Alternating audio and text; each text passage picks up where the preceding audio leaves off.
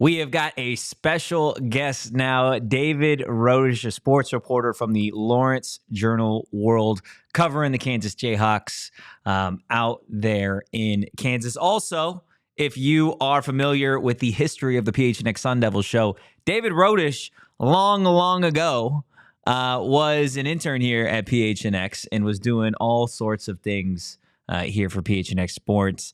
David, we miss you over here, man.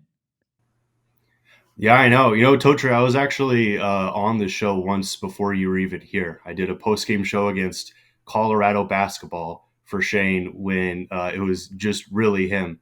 So I even predate you on this show technically by like a week or so. But I am doing Congratulations, good. David. Thank you. Yes, I hold that very, very close to my heart. As you should. As you 100% should. Let's go ahead. Let's get into this matchup. For ASU fans that aren't too familiar with Kansas, obviously the first meeting between these two teams on the gridiron since Arizona State joined the Big 12. I want to start with that Kansas defense because they just have some dogs in that secondary. Mello Dotson, obviously one of the premier secondary pieces in the Big 12, and then Kobe Bryant as well. Just what have you seen from those two thus far this season? Yeah, I'm glad you mentioned Mello Dotson because before the season, everybody gives Kobe Bryant the hype that he rightfully deserves, but Mello Dotson is a true ball hawk and is one of the best at just going and getting a ball and returning it for six. And even last week against TCU, you saw that. Mello Dotson was making good plays on the ball. In this secondary, they've had some struggles this year. I think a little bit more as a group than what might have been expected going into the year with such premier cornerbacks on the outside. But on any given play in any given game, they can still go up, make a play, intercept the ball, and change the game. And against TCU, it wasn't exactly the perfect defensive game, but they still were able to make the plays. They were able to intercept the pass. It's able to break some things up. And again, it's going to be a tough challenge for any team when you have two premier NFL future corners on a defense in Mello Dotson and Kobe Bryant. Despite having some of the best corners in this conference, arguably the nation on the outside, this is a Kansas defense that ranks below middle of the pack in a lot of team statistics. Is that specifically because of a weak linebacker room, a weak defensive line, or really what would you say has led to Kansas not necessarily having an elite level defense despite having some elite level corners? Yeah, it's just been an awkward year. There is a lot of talent on this roster. They returned a lot of guys. They just haven't been able to really finish. They haven't been able to make the plays consistently that you saw this team make a couple of years ago, and even last year. The pass rush has been a bit of an issue. They were able to get to the quarterback last week against TCU a couple of times, which was a good thing to see, but those sack numbers were almost a little misleading because when you watch the game, they still weren't able to generate a ton of pressure consistently on the quarterback, and that led to TCU just kind of having a lot of time to dice up their secondary, which is obviously that's what the Horned Frogs want to do, right? That's what they do so well. And so it's just been a little bit of everything. I think that pass rush is a big thing. I think they've been trying to do a lot, and they've got a lot of guys who can make that play that are almost on like the cusp of a big breakout game. I think the name By Job is a popular one here in Lawrence about a breakout candidate within the next few games or something along those lines. It's just, again, it's kind of the story of KU football this year where they have guys who have done it at this level. They have guys who have performed at this level, but for some reason they just can't make the plays seemingly when it matters the most, particularly in the fourth quarter. Plays just break down. Guys just aren't doing their assignments. Things just happen. Tackling sometimes can get a little wonky. In the third, fourth quarter against TCU, there were some bad missed tackles on a 59-yard touchdown that had the defense held up in that drive. I think KU would have gotten the ball back down one, in some good territory. So you have things like that where, it's not like one central issue where you look at this and say, okay, this is what the Jayhawks need to fix. It's just, man, every week there's just something a little bit wrong happens, and it just kind of, messes everything up, and just the whole defense is just kind of, gets a bad rap because, just a couple of minor things happen here or there that just, really change the game.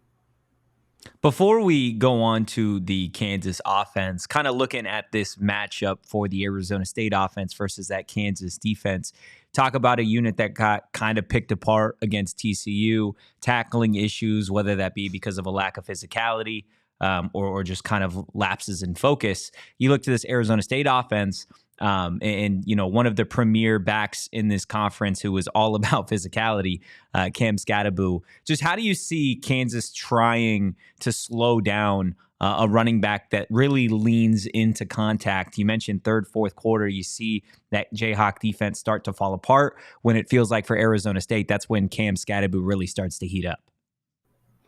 Yeah, definitely. That's obviously an issue. I will say I think speed has been a bigger issue than power. Although Cam Skattebo obviously brings a completely different meaning to the word power, and he is even incredibly difficult to tackle, more so than most other running backs, or any running back that KU has really seen this year. I will say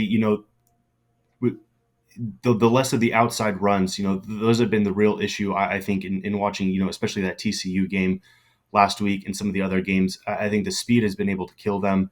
Whereas, a more downhill runner might be able to, KU might be able to match up a little more favorably against somebody like that.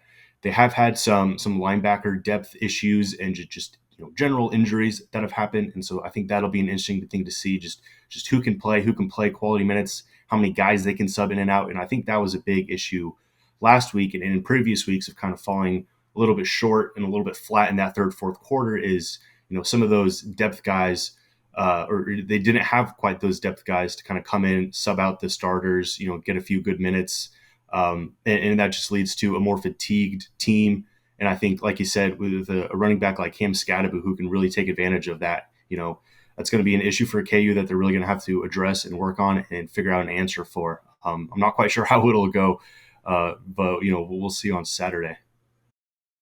Yeah, the issue with speed, something we talked about a little bit earlier on the PHNX Sun Devils show today, definitely doesn't bode well for Kansas with running back Raleek Brown coming back this week. Expect to see a heavy dose of Jake Smith, maybe Caleb Black as well, some of the faster guys. Kansas definitely dealing with some speed issues simply because they run a lot of man coverage. That's a tough coverage to play, especially in this conference where you do have some dynamic athletes on the perimeter. But kind of flipping over to that Kansas offense, this is a group that I think heading into this season, a lot of people had some high expectations for, specifically because of that tandem that you have in Jalon Daniels and Devin Neal. What has kind of gone wrong for this Kansas team thus far to only have one win at this point in the season? I think a lot of people kind of really focus in on that turnover margin, David. Yeah, it's funny you mentioned just the one win. Who would have thought that at this point, October 1st, the University of Kansas football would still be searching for its first FBS win. Their lone win was against FCS Lindenwood in week 1 in a soccer stadium. It's just been rough. Again, it's kind of like some of the issues with the defense where it's just a little bit of this, a little bit of that. Things just don't work. The team has just had a really hard time finishing. They'll come out in the first drive of the game, and in the first drive of the second half, they'll have a beautiful scripted drive that ends in a score. You saw that last week in Jalon Daniels. I think he was like 2 for 2 for like 30 something yards and a touchdown. You're like, oh baby, we're back.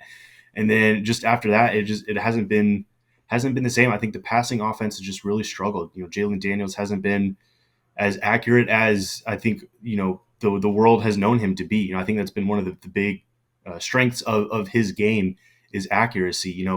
I think prior to other than his freshman 2020 season, he has thrown in the high 60s to 70% completion throughout his career, and now he's in the 50s. Last week against TCU, it was in the 40s. It was, I'm not sure that's exactly where it ended, but it was definitely at least in the 40s for a long period of time. And so it's just, it's funny because again, these are receivers that he's played with for a long time. Luke Grimm is not a newcomer to this team. Lawrence Arnold or Quentin Skinner. These are guys that have been around, and just the passing offense just hasn't quite been the same. Again, you mentioned the turnovers, 8 turnovers, eight interceptions on the year.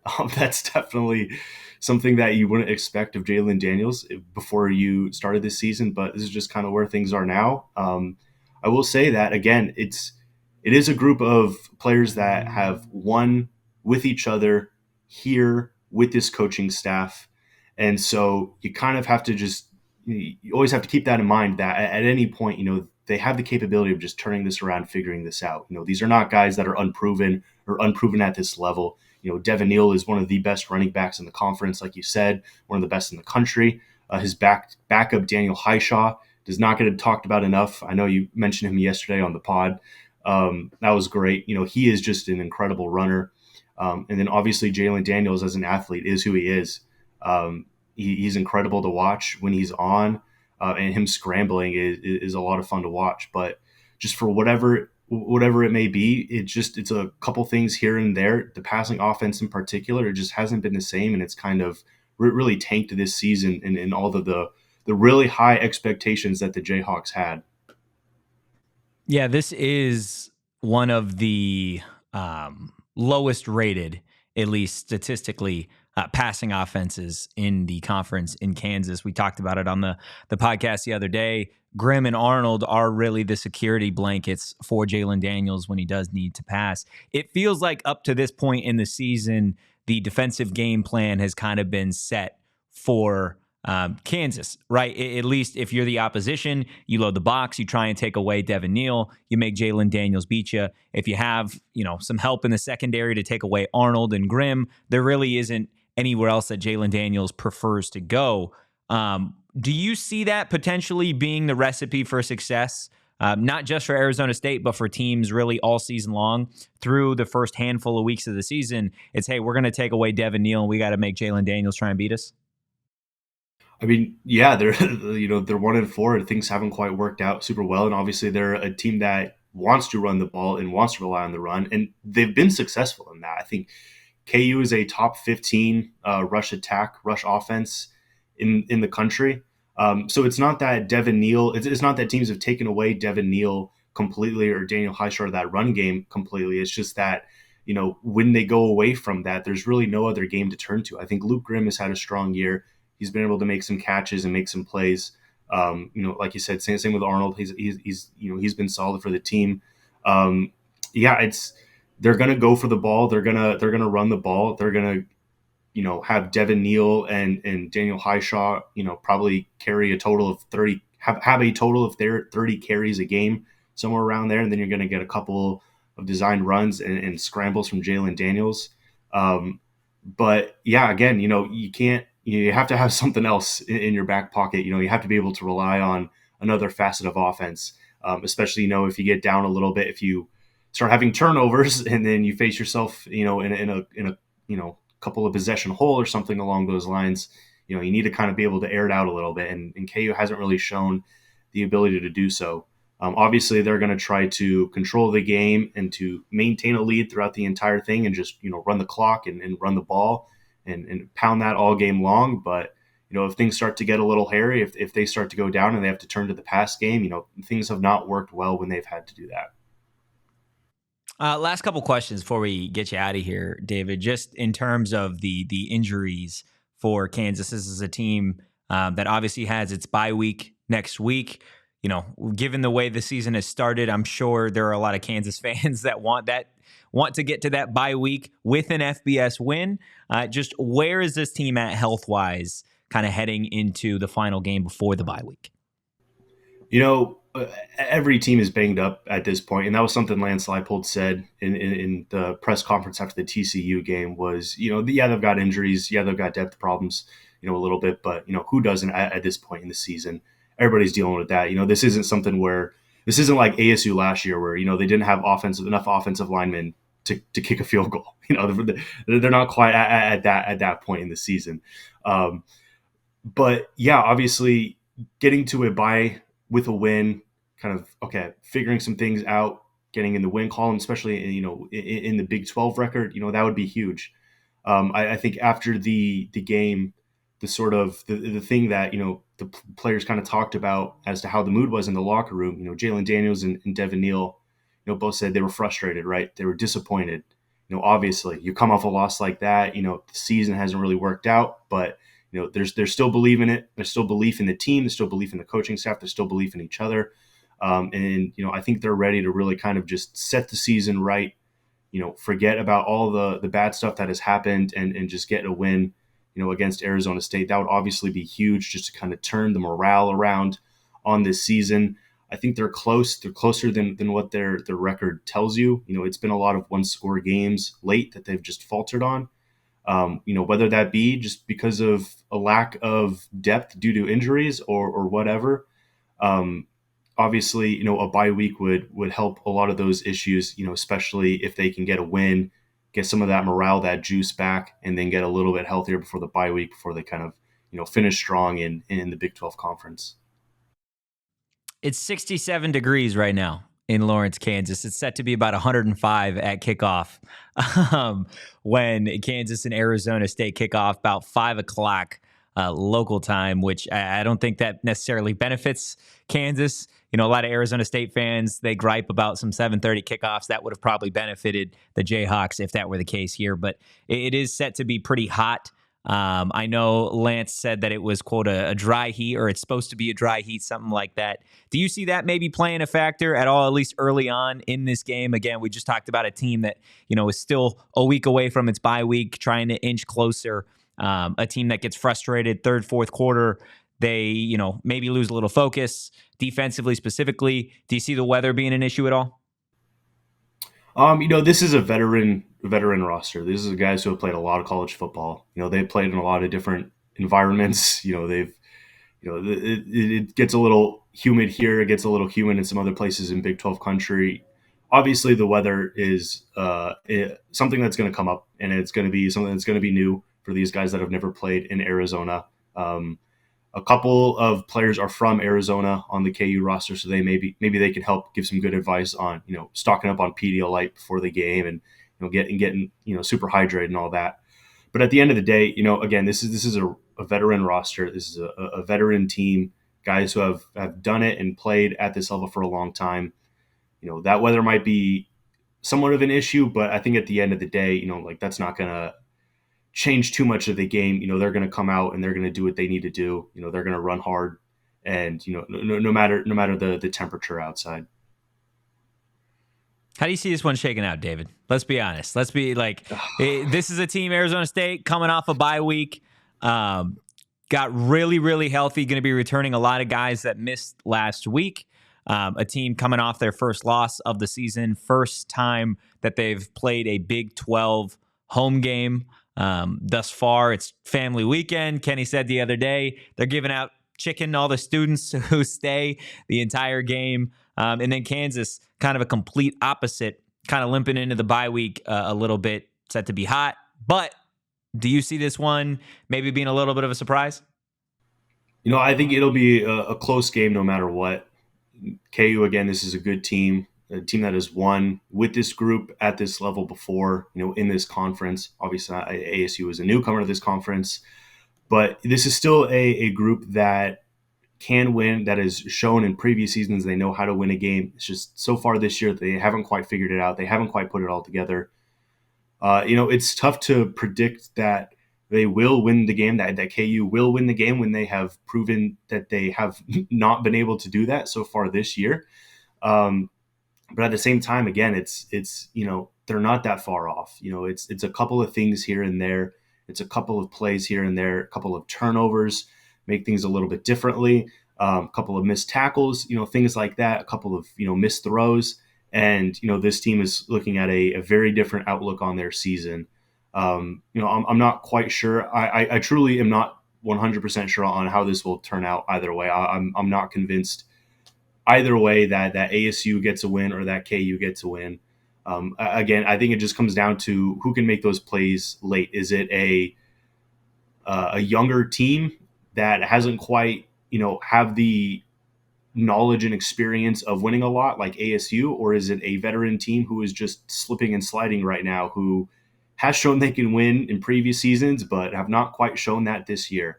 So I think that's going to be a big thing in this game, is who can kind of just make those plays late in the game, kind of just get the win, grind it out, make the tough, dirty moments just to, get a dub. And I am not 100% sure who is going to do that. I think this will be a very good game. I think this will be a close game. David Rodish from the Lawrence Journal World. Go ahead, give him a follow on social at David_Rodish. David, we appreciate you taking the time, man. Yes. Appreciate you having me, my guy. It was good to see you. I was so happy about this. Glad my veiled threats after weeks of, as soon as I moved here, I'm glad my veiled threats to you and to Shane worked out. Only because you're David Rodish. That's why. Only because you are David Rodish. Again, guys, give him a follow on social at David_Rodish. We all silly like the mayor.